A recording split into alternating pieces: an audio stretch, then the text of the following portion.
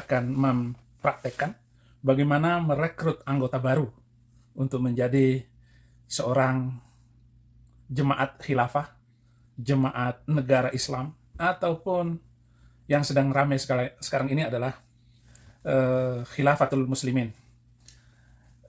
Dia pertama akan memperkenalkan dirinya dan dia rajin bertegur sapa dengan orang yang sedang mau direkrut oleh dia. Dan biasanya rekrutmen itu terjadi anak-anak muda ataupun orang yang masih muda untuk dijadikan anggota. Nah, itu sasaran pertama.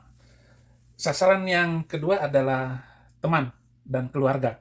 Jadi kalau saya punya teman, nah saya harus mencari teman saya itu ataupun keluarga saya. Yang akan dihindari oleh mereka adalah dia tanya saya, apakah ada saudaramu yang polisi atau saudaramu yang angkatan darat, tentara? Gitu. Kalau saya bilang ya ada, sejauh mana, sering ketemu, satu kota dan sebagainya, untuk memastikan bahwa orang yang sedang ditarget ini mempunyai keluarga yang dekat. Kalau dia punya kakak atau adik yang polisi ataupun tentara, maka sudah pasti itu akan dihindari. Tidak akan dilanjutkan ajakannya itu. Jadi yang keluarga dekat yang terutama. Kalau masih jauh, mungkin masih ponakan, masih dipertimbangkan sejauh mana kedekatannya, sering ke rumahnya, atau senang sama dia, atau ada kebencian. Kalau ada kebencian, oke, bisa dibawa. Nah, itu memastikan orang yang mau direkrut. Nah, barulah kemudian mengenal sekolahnya di mana, tinggal di mana, asli mana, dan sebagainya. Setelah memastikan itu, kemudian orang itu dibawa ke satu tempat sampai dia tertarik untuk belajar agama. Bukankah kita ini harus belajar sampai masuk liang kubur gitu? Oh ya, setuju. Bolehkah kita ngobrol-ngobrol sebentar tentang Islam? Oh, boleh, boleh, boleh. Nah, kalau sudah sampai kepada titik itu, maka dibawalah ke satu tempat persembunyian ataupun tempat yang ada misalnya ini, maka disiapkanlah tempat kamar, dan biasanya ada papan tulis. Nah, mulailah memperkenalkan, menanyakan, Bapak agama apa? Oh, ngaku Islam. Masa Bapak Islam? Kapan Bapak syahadat? Kelabakan orang itu, ya saya beragama sesuai apa yang sudah diajarkan orang tua saya. Wah, Bapak belum syahadat itu. Bapak belum mengenal Islam. Makanya kita belajar. Mulailah belajar tentang apakah Islam itu. Islam itu artinya selamat. Islam itu artinya menyelamatkan diri. Nah, Islam itu ada 5 rukun. Rukun Islam. Islam itu satu, syahadat. Yang kedua, sholat. Tasyhadu an la ilaha illallah wa tuqima shalah wa tu'tiyaz zakat. Yang ketiga adalah zakat. Wa tasuma Ramadan, puasa Ramadan. Wa tuhajjal bait man istata'a ilaihi sabila. Yang kelima adalah haji. Lalu dibicarakanlah syahadat ini. Bagaimana bersyahadat itu? Bersyahadat artinya menyaksikan. Apakah Bapak sudah menyaksikan Allah itu siapa? Apakah Bapak itu sudah bersaksi bahwa Muhammad itu utusan Allah? Oh sudah, karena saya dulu begini-begini, saya sudah lama, dan saya sejak SD sudah syahadat, katanya. Bukan itu, Pak. Bukan, Bapak belum syahadat berarti. Bersyahadat itu menyaksikan bahwa Allah itu ada, Muhammad itu utusan Allah. Lalu siapa saksinya? Ada nggak saksinya? Oh ya banyak. Oh itu belum.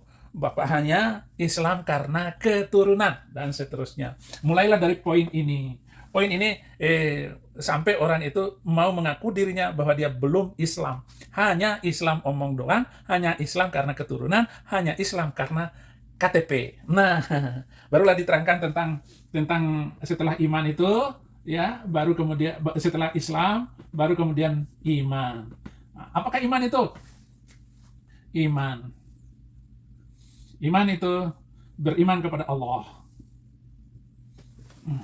Antumina billah wa malaikatihi, malaikatnya, wa malaikatihi wa rusulihi wa kutubihi, kitab-kitabnya, wa rusulihi, rasul-rasulnya, rasul-rasulnya.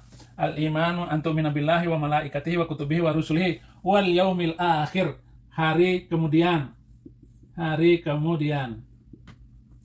Nah, ini 1, 2, 3, 4, 5. Yang keenam adalah wa tu'mina bil qadri khairihi wa syarrihi.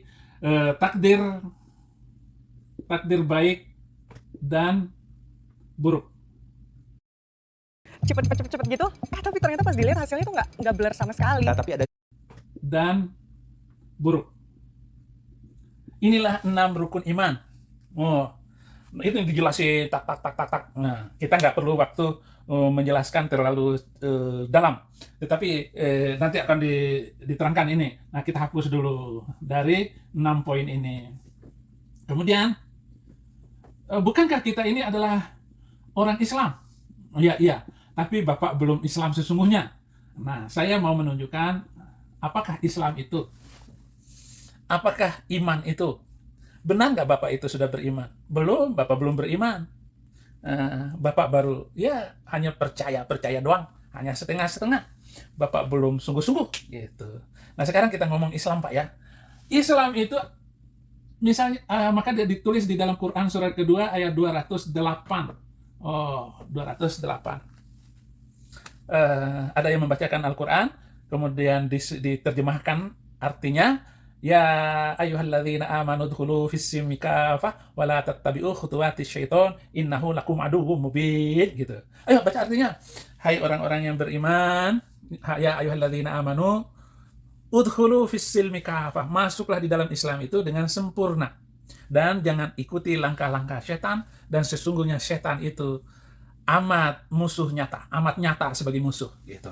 Oh, jadi masuk Islam sempurna, masuk Islam secara sempurna. Apa Bapak setuju? Apakah Bapak sudah masuk Islam secara sempurna? Wah, berat, kata dia. Mau ke Bapak masuk Islam secara sempurna? Oh, mau. Siap? Siap. Oke. Ada lagi yang menjawab? Oh, saya sudah sholat, saya sudah melaksanakan puasa, saya sudah sungguh-sungguh. Oke. Bapak sudah sungguh-sungguh, sudah sesuai dengan ayat ini? Ya, katanya. Oke. Mari kita buka Quran surat ke-5 ayat 38. Nah, di situ dikatakan, ya, baca artinya. Laki-laki yang mencuri, perempuan yang mencuri, potonglah tangan keduanya. Nah, sudah berlaku ayat itu di sini? Belum. Di Indonesia? Oh, belum. Tapi di Arab Saudi sudah berlaku. Yang ditanya di sini kok bukan di Arab Saudi, Pak. Oh, belum, Pak. Berarti Bapak Islam nggak? Dia ragu bahwa dia itu Islam atau tidak. Hah? Dia tidak tahu bahwa dia itu belum Islam. Oke. Quran surat ke-24 ayat kedua. Coba baca, Pak. Dibacain. Nanti ada yang membantu membacakan artinya. Laki-laki yang berzina, perempuan yang berzina, deralah keduanya 100 kali deraan. Nah, udah berlaku belum? Belum. Berarti Bapak belum Islam. Pemerintah ini belum Islam. Seluruh Indonesia belum Islam. Islam baru KTP.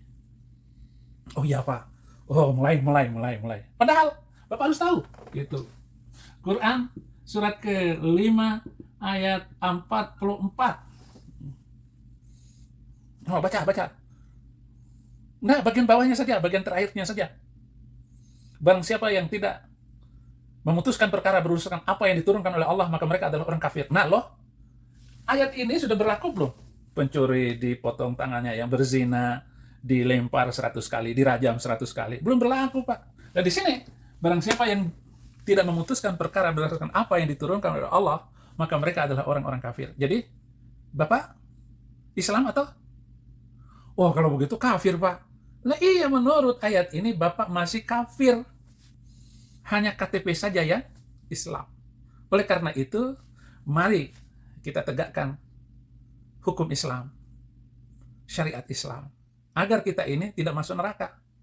Karena semuanya akan masuk neraka kalau tidak memberlakukan hukum Allah, hukum Islam, Baca Bapak, surat kelima, ayat 47. Barang siapa yang tidak memutuskan perkara berdasarkan apa yang diturunkan oleh Allah di dalamnya, maka mereka adalah orang fasik. Nah, di sini kafir, di sini fasik. Nah, di sini kafir.